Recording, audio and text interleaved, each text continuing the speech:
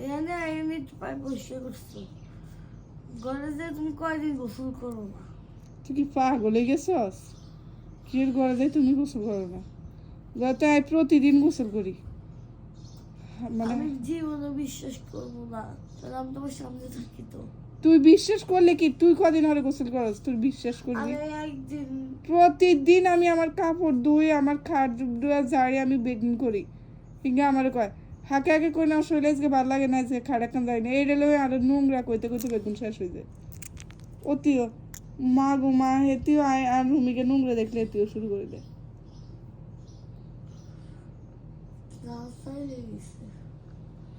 এতই যা সমস্যা হেঁটে পরিষ্কার করে দিয়েছি বললি কই না আমি তুমি যাই দাও আমনি রুমের যে অবস্থা আমি কেমনি গোছাম? ভাবি আপনি কিন্তু আমি কিন্তু আপনার রুম বসতে হবে যাও দি নাই, আপনার রুমে যে অবস্থা। হ্যাঁ তোমার রুম যাওয়া দেয় না? রুম একটু খারাপ অবস্থা দেখলে তেল ঢুকে না গাড়ি দেয় না। আর ধর অনেক সময় নিচে কাপড় চোপড় বা চাদর উঠেছি তো চাদর নিচে উঠে আই রুম তুই কিন্তু হরেটারে যাওয়ার দিকে তুই করে না দেয় না।